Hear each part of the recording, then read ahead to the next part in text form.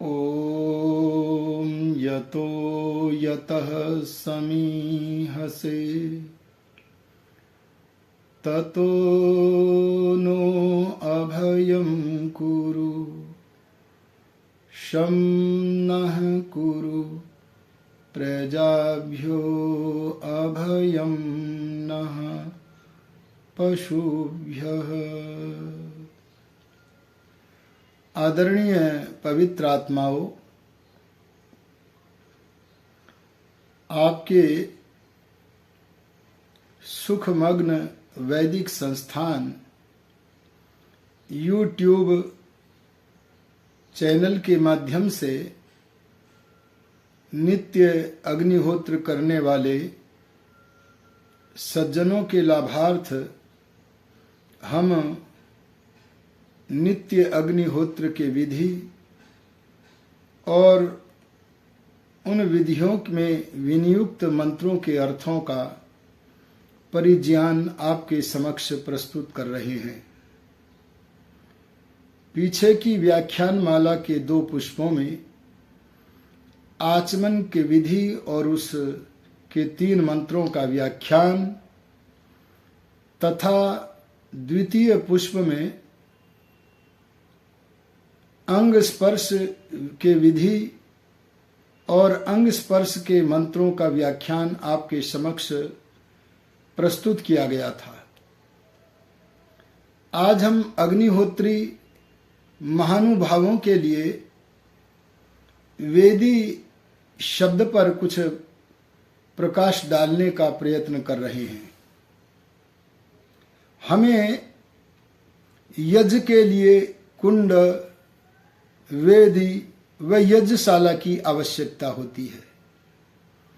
अतः इन तीनों के विषय में हमारा ज्ञान होना चाहिए। कुंड शब्द कुडी रक्षणे व कुडी दाहे धातुओं से बनता है।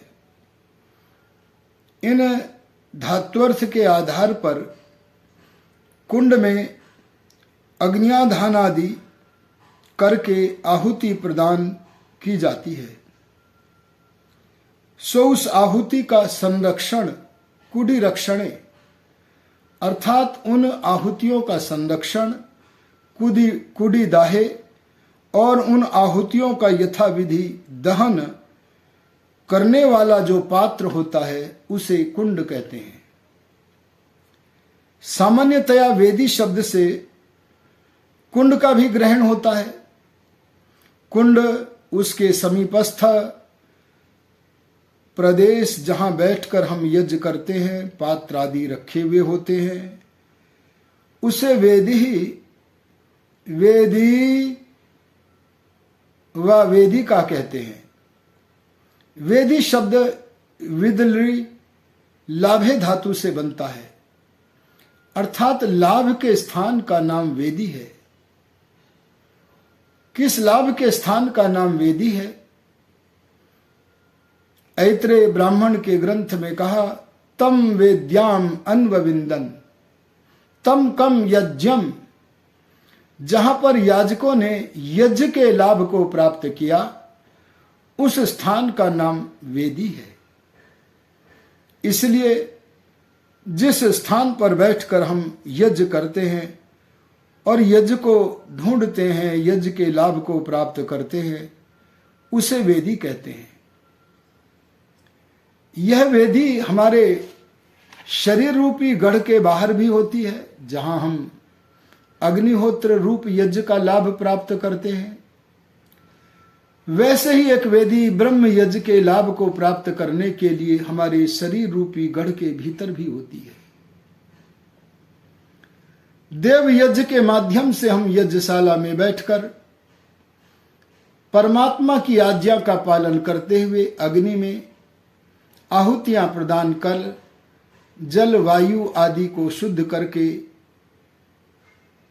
संसार का उपकार करते हैं। इसमें हम वेद मंत्रों का पाठ करके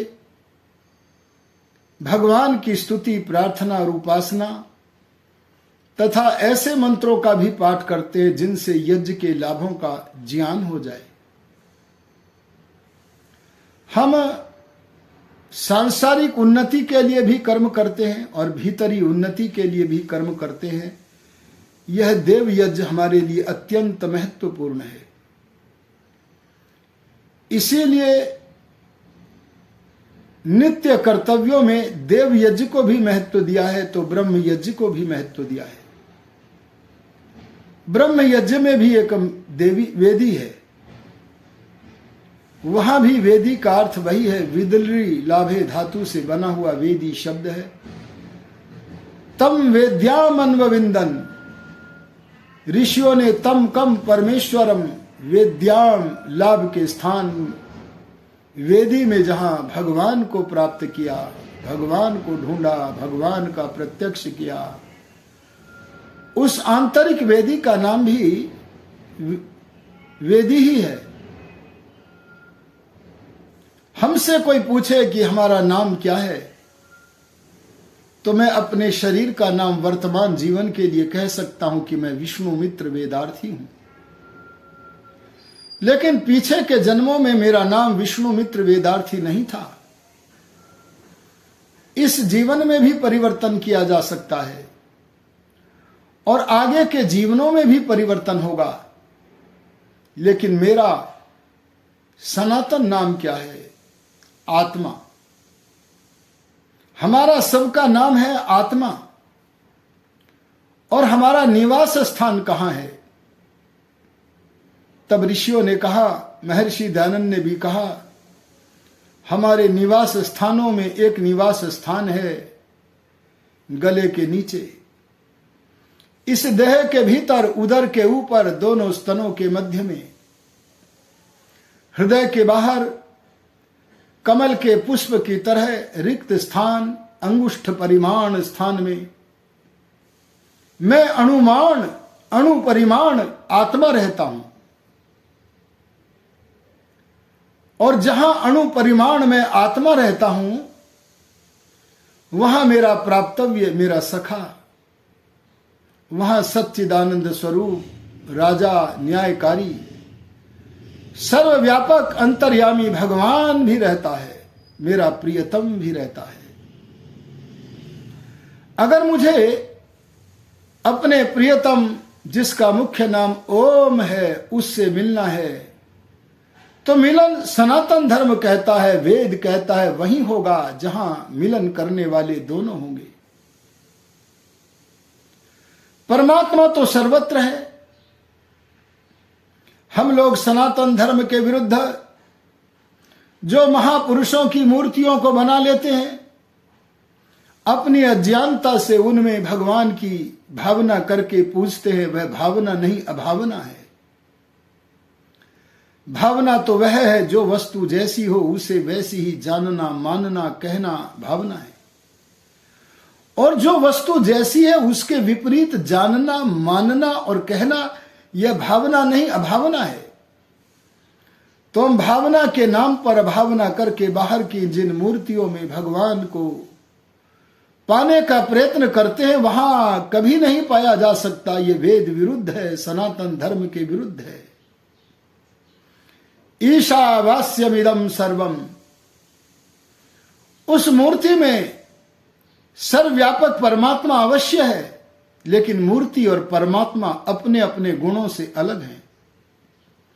मूर्ति में जड़ता है, परमात्मा में चेतनता है। मूर्ति में आनंद का सर्वथा अभाव है और परमात्मा आनंद स्वरूप है। और अपनी चेतनता और आत्मा और अपने आनंद के कारण परमात्मा अलग वस्तु है, और अपनी जड़ता के कारण प्रकृति से निर्मित मूर्ति अलग वस्तु है। मूर्ति में परमात्मा की भावना करना तो सनातन धर्म के विरुद्ध है। और दूसरी वार्ता यह है कि बाहर उस मूर्ति के भीतर, अरे सर्वत्र रहने वाला परमात्मा अवश्य है, लेकिन वहां मैं तो नहीं हूं। अगर यह संभव हो कि मैं इस मूर्ति में से, ईश्वर निर्मित देह रूपी नगरी में से निकलकर उस बाहर मनुष्यकृत मूर्ति में प्रवेश कर जाऊं, तो संभव था कि हमारा और परमात्मा का मिलन हो जाता, लेकिन ऐसा संभव नहीं है। नियम तो यह है, सत्य तो यह है, सनातन तो यह है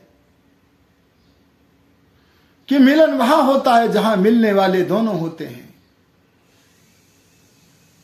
मेरे हृदय के बाहर कमल के पुष्प की तरह अंगुष्ठ परिमाण खाली स्थान में सर्वव्यापक अंतर्यामी परमात्मा भी रहता है और मैं भी वहां अणु परिमाण रहता हूं। आत्मा अणु परिमाण है। संसार के समस्त पदार्थ, चाहे हमारे घर हो, पृथ्वी हो, सूर्य हो, सब पदार्थ मध्यम परिमाण है, लेकिन परमात्मा महत परिमाण है, सर्वव्यापक है। तो इस मूर्ति में, देह रूपी नगरी में मैं आत्मा रहता हूं और वहीं पर सर्वव्यापक परमात्मा भी अवश्य रहता है। इसीलिए हमारे ऋषियों ने कहा, जैसे बाहर आप वेदी में ब्रह्म यज्ञ का लाभ प्राप्त करते हो, ऐसे ब्रह्म यज्ञ में ईश्वर का चिंतन करते हुए, योगाभ्यास करते हुए अगर सर्वव्यापक अंतर्यामी विश्व सम्राट परमात्मा का प्रत्यक्ष करना है तो वहां होगा जहां मैं भी और परमात्मा भी है। इस देह रूपी नगरी में दोनों हैं, इसलिए जहां आत्मा भी है, परमात्मा भी है, उस स्थल का नाम हमारे ऋषियों ने कहा ब्रह्मपुर। ब्रह्म यज्ञ के माध्यम से ब्रह्म से मिलने की नगरी, उस ब्रह्म से मिलने की नगरी को ही कहा है वेदी, जहां ब्रह्म का लाभ प्राप्त होता है। ऐत्रेय के ऋषि कहते हैं तम वेद्याम अन्वविंदन, ते उन्होंने, उन ऋषियों ने वेद्याम, भीतर ब्रह्म का लाभ जहां प्राप्त हो सकता है उस वेदी में भगवान को ढूंढ लिया, समाधि में प्राप्त कर लिया। इस वेदी को हमें अलंकृत करना चाहिए।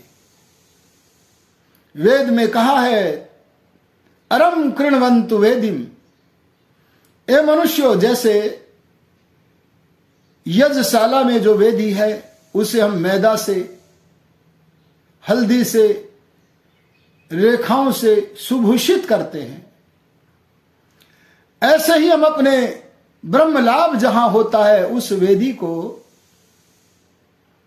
परमात्मा के गुणों से अलंकृत करें, सुभूषित करें, यम नियम का पालन करें। अगर हम ब्रह्म के गुणों का गान करते हैं तो गायत्री है, केवल गान करते हैं तो गान करने से, केवल गान करने से गायत्री है। और यदि हम वेद मंत्रों का गान ही नहीं करते बल्कि उन वेद मंत्रों के अर्थों के विशेषज्ञ हैं तो हमारा नाम वेद ने अर्की कहा है, अर्थों का विशेषज्ञ होने के कारण। और जो ब्रह्म यज्ञ करने वाला ब्रह्म के गुणों का गान ही नहीं करता, उनके अर्थों का विचार करता है। और केवल अर्थों का विचार ही नहीं करता, जैसे कानों को कुंडल से सजाते हैं लोग, ऐसे भगवान के गुणों को चुन चुन कर अपने आत्मा को अलंकृत करते हैं। इस ब्रह्म के गुणों से अपने आत्मा को अलंकृत करने के कारण भगवान ने हमारा नाम गायत्री से, अर्की से और उत्कृष्ट कर दिया, ब्रह्मा। ब्रह्म के गुणों को धारण करने के कारण ब्रह्मा। अगर हम ब्रह्म के गुणों से धारण करके अपने आत्मा को अलंकृत करते हैं, मन को पवित्र करते हैं, झाड़ू लगाते हैं मन मंदिर में, तो वहां निश्चित रूप से हमें ब्रह्म का लाभ प्राप्त होता है। इस तरह हमने जाना ब्रह्म यज्ञ की वेदी। यदि हमारी इस देह नगरी के भीतर ब्रह्मपुर है तो देव यज्ञ को, अरे अग्निहोत्र को करने का जो स्थान है वह वेदी बाहर है, जहां कुंड रखा है, हम बैठे हैं, यज्ञ करने की वस्तुएं रखी हैं, उन सब का नाम वेदी है। वेदी पर कुंड भी होता है ये कुंड कहां पर हमें स्थापित करना चाहिए, इस विषय में यजुर्वेद में हमें मार्गदर्शन मिलता है, अनेकत्र मिलता है। वहां पर पृथ्वी को देव यजनी कहा है। इसका अभिप्राय है देवों के यजन करने का स्थान यह पृथ्वी है। वेद में पृथ्वी की नाभि में भी और उसके ऊपरी भाग में भी अग्न्याधान करके यज्ञ करने का विधान है। जैसे कि यजुर्वेद के 3 अध्याय के 5वें मंत्र में कहा है, और उसे हम अग्निहोत्र में बोलते भी हैं, पृष्ठे अग्निमन्ना दमन्ना द्याया दधे। यह कहा है, अर्थात पृथ्वी के पृष्ठ भाग पर, पृष्ठ माने पृथ्वी के ऊपरले भाग पर, पृष्ठ भाग पर अग्निम, अग्न्याधान के लिए अग्नि को स्थापित करने का विधान यहां वेद कर रहा है। हम चाहें तो पृथ्वी के ऊपर भी अग्न्याधान कर सकते हैं। और इतना ही नहीं, यजुर्वेद के पहले अध्याय के 11वें मंत्र में कहा है, पृथिव्यास्त्वा नाभौ साधयामि। जैसे हमारे शरीर के मध्य भाग में थोड़ा सा गहराई लिए हुए एक स्थान है, उसे हम नाभि कहते हैं। ऐसे ही पृथ्वी पर थोड़ा सा गहरा स्थान बनाकर, अरे उसे नाभि बनाकर, अरे पृथ्वी का केंद्र बनाकर, जहां पर भी आप यज्ञ कर रहे हो समझ लो कि इस गोल पृथ्वी का वही मध्य भाग है। उस भाग को थोड़ा सा खोद कर उस नाभि में हम अग्न्याधान करके यज्ञ कर सकते हैं। इसलिए यज्ञ को नाभि में और ऊपरी पृष्ठ में दोनों स्थान पर यज्ञ करने का विधान है। महर्षि दयानंद सरस्वती जी ने शाला कर्म विधि में चल कुंडों का विधान किया है। वहां पर भी पृथ्वी के ऊपरी पृष्ठ पर यह यज्ञ करने का विधान है। ऊपरी पृष्ठ पर जो हवन कुंड बनाए जाते हैं, आपकी इच्छा है जैसा बनाएं। महर्षि ने इस विषय में मार्गदर्शन किया है। वे लिखते हैं उसके लिए, अर्थात यज्ञ कुंड के लिए सोना, चांदी, तांबा, लोहा व मिट्टी का कुंड बना लेना चाहिए। हर वर्ग का मनुष्य यज्ञ कुंड का निर्माण अपनी स्थिति के, अपनी रुचि के अनुसार करके यज्ञ कर सके, ऐसा विधान ऋषि दयानंद जी महाराज ने किया है। और उन्होंने यज्ञ कुंड की विविधताओं को भी स्वीकार किया है, क्योंकि संस्कार विधि में केवल दैनिक यज्ञ पद्धति का ही विधान नहीं है। हां, पंच महायज्ञ विधि में तो दैनिक यज्ञ अग्नि होत्र का ही विधान है, पंच महायज्ञ के अंतर्गत। लेकिन संस्कार विधि में ब्रह्म यज्ञों की पद्धति का निर्देश भी किया है। वह निर्देश कहां किया है, इसे हम तब बताएंगे जब इस दैनिक अग्निहोत्र के प्रवचन श्रृंखला को पूर्ण करके बृहद यज्ञ की पद्धति को आपके समक्ष रखेंगे। वहां पर हम स्पष्ट करेंगे इस बात को कि महर्षि दयानंद जी ने जहां नित्य कर्म के रूप में सुख व विशेष सुख की प्राप्ति के लिए अग्निहोत्र का विधान किया है, वहां बड़े बड़े यज्ञों की पद्धति का निर्देश भी किया है। बड़े बड़े अर्थात बृहद यज्ञ की पद्धति के निर्देश करने की भावना रखने वाले आचार्य महर्षि दयानंद लिखते हैं, ऋग्वेदादि भाष्य भूमिका में लिखते हैं, जहां जैसा प्रसंग है उस प्रसंग के अनुरूप वाक्य रचना करते हैं। वे लिखते हैं, वेदी की रचना में रेखा गणित का भी उपदेश है। जैसे त्रिकोण, चौकोन, सेन पक्षी के आकार और गोल आदि जो वेदी का आकार किया जाता है, इससे रेखा गणित की विद्या का ज्ञान होता है।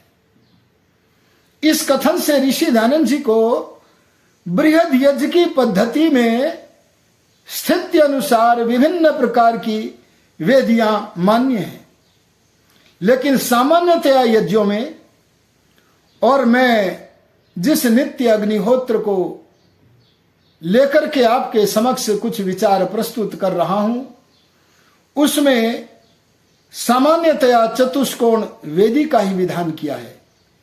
हमें नित्य अग्निहोत्र में और सामान्यतया अपने अन्य यज्ञों में चतुष्कोण वेदी का ही प्रयोग करना चाहिए। महर्षि दयानंद जी महाराज ने यज्ञशाला के परिमाण का भी विधान किया है। वे कहते हैं कि जितनी ऊपर चौड़ाई हो उतनी ही गहराई हो यज्ञ कुंड की, और ऊपर चौड़ाई जितनी रही है अथवा गहराई जितनी रही है उसका 1/4 अर्थात चतुर्थांश भाग यज्ञ कुंड का तला रहना चाहिए।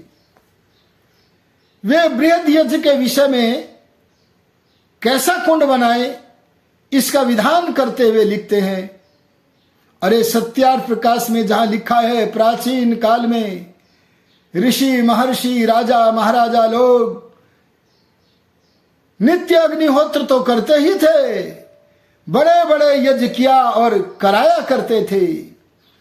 अब भी यदि होमों का प्रचार हो जाए तो यह आर्यावर्त देश पूर्व की तरह सुख शांति जल वे आनंद से भर जाए।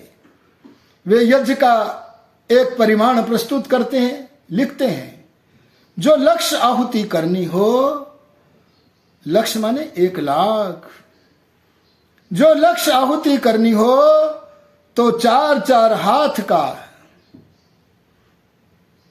चारों ओर, इधर भी इधर भी इधर भी इधर भी 4-4 हाथ का, चारों ओर समचौरस चौकोन कुंड, और जितना समचौरस चौकोन कुंड है उतना ही गहिरा, और नीचे जो यज्ञ कुंड का तला है वह उस गहराई से अथवा ऊपर की जो चौड़ाई थी, जैसे कि यहां पर बताया गया था 4-4 हाथ का चारों ओर समचौरस कुंड बनाए, तो इसका 1/4 अर्थात चतुर्थांश भाग होता है केवल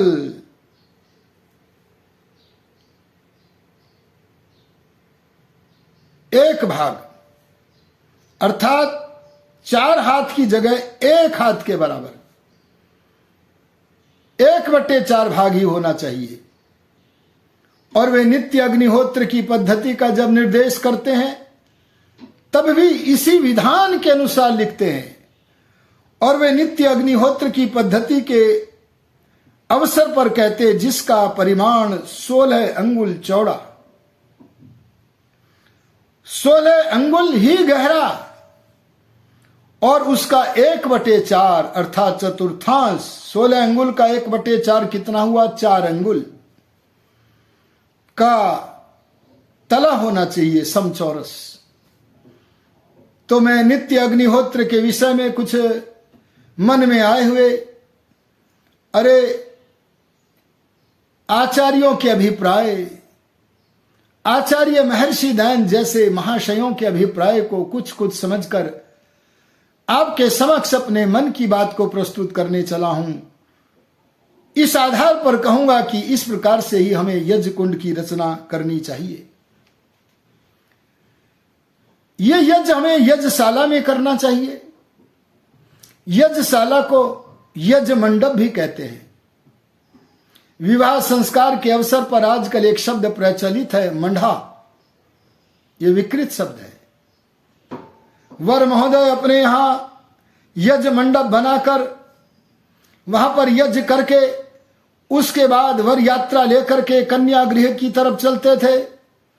आजकल वह यज्ञ मंडप तो बनता नहीं, उसकी खाना पूरी करने के लिए केवल अपने घर के द्वार पर कुछ सर्वे लगाकर, कुछ कुल्हड़ बांधकर रखकर बोल देते हैं कि मंडा चढ़ गया। यह कुछ नहीं है, यह सनातन धर्म के विरुद्ध है। हमें यज्ञशाला का निर्माण करके यज्ञ करके तब वर यात्रा को लेकर के मोद प्रमोद के साथ पवित्र कार्य करने की दृष्टि से अपनी वर यात्रा को ले चलना चाहिए। ऐसे ही नित्य अग्निहोत्र बनाने के लिए हमें यज्ञशाला का निर्माण करना चाहिए और उस यज्ञशाला की जो ऊपर की छत हो, कहीं नीचे की अग्नि से ऊपर की छत जल न जाए। इन सब बातों की सावधानी रखते हुए ऋषिदान कहते हैं कि मेखला से, यज्ञ कुंड की मेखला से 10 हाथ ऊंची अवश्य ही छत होवे, इससे न्यून न होवे, और बड़ा यदि यज्ञ करें तो और भी ऊंची होवे, और इस यज्ञशाला के ऊपर ध्वजा पताका पल्लव आदि बांधे नित्य मार्जन करें, गोमय से लेपन करें, कुमकुम हल्दी मैदा की रेखाओं से सुभूषित करें, बड़ी सात्विकता से यज्ञ करें, और किसी भी लकड़ी को समिधा न बनाएं। पलाश, समी, पीपल, बड़, गूलर, आम्ब, बिल्व आदि की समिधाएं कुंड के परिमाण से बड़ी छोटी कटवा कर यज्ञ को करना चाहिए। संस्कार विधि के अनुसार मोहन भोग भी बनाकर उसकी आहुतियां देनी चाहिए।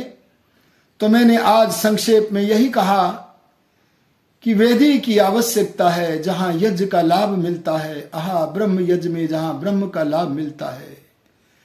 बाहर की वेदी को रेखाओं से सुभूषित करते हैं, अलंकृत करते हैं, तो भीतर की वेदी को मन की पवित्रता से, यम नियम के अभ्यास से अलंकृत करके हमें ब्रह्म का लाभ प्राप्त करना चाहिए। आशा है कि हम इस ओर चलते हुए, बढ़ते हुए, कल्याण मार्ग के पथिक होते हुए अपने जीवन को सार्थक करेंगे। यदि इन कार्यों के लिए समय नहीं है तो हमारा समय व्यर्थ है, यह मानकर इन्हें आवश्यक कार्य अर्थात जिनके बिना हमें हानि हो जाएगी, ऐसा मानकर आगे बढ़ना होगा।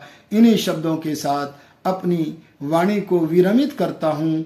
आपको यदि ये विचार अच्छे लग रहे हों तो इस YouTube चैनल सुख मग्न वैदिक संस्थान को सब्सक्राइब करें, जिससे कि आपको आगामी आने वाले अनेक सिद्धांत रूप मणियां व मोतियां मिलती रहें, आपकी झोलियां भरती रहें। इन्हीं शब्दों के साथ अपनी वाणी को विरमित करता हूँ। ओम शम।